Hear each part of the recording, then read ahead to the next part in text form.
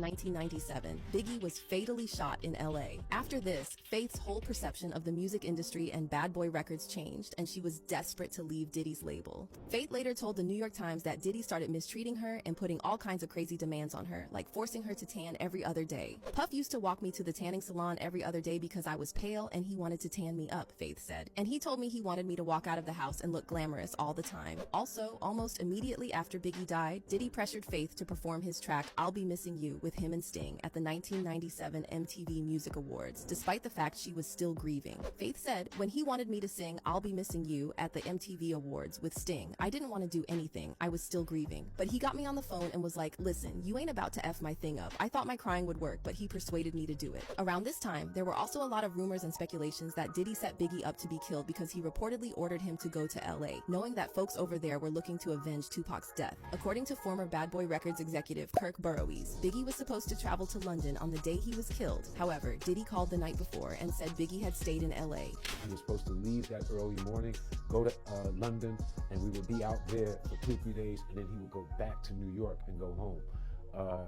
Diddy called Sean P. Diddy, whatever his name was during that time, called late Friday night, early Saturday morning, saying he's not going to London. Call Arista, cancel it. You go. You represent it. You go. He's not going. He wants to stay here in LA.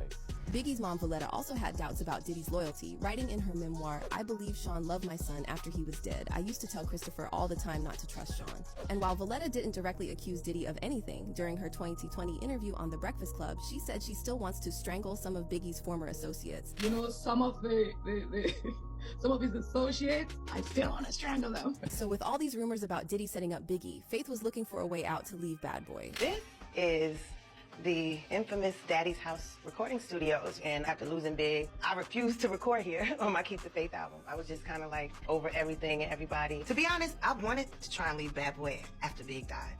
Even though that makes no sense because I was still in the contract and there's nowhere in there that says you can leave if your husband, passes away. However, she was contractually tied to Diddy, so she went on to release 2 more albums on his label. And though her second and third albums were well received by critics and fans alike, Faith was struggling a lot because Diddy allegedly completely sidelined her and made no effort to promote her projects. Meanwhile, there were rumors about Faith being terrorized by Mary J Blige, who was apparently desperate to be the first lady of Bad Boy. Word on the street is that Mary was jealous of Faith's vocal talent, and she even had Faith's vocals removed from some of the songs, including their 1995 collab, Love Don't Live Here Anymore. Had a song together or something? Yeah, on my first album, we did a song together called Love Don't Live Here Anymore. Wow. And then at the time, the general manager of Bad Boy called me like probably about 6 months after my album came out, like, Mary wants a voice off your album. You need to call her. I was like, no, I don't. I mean, I didn't do nothing to her, so what am I going to call her for? I don't know what happened. Right. They didn't tell me what happened, so why are you telling me to call her? So I just re-recorded the record, which I hated without her on it, but But this is just the tip of the iceberg when it comes to the disturbing allegations about Mary's time at Bad Boy. See, according to some industry insiders, Mary wanted to make it so badly that she allegedly allowed Diddy to pimp her out to his artists. Back in the 90s, when Mary was officially dating Casey from Jodeci, the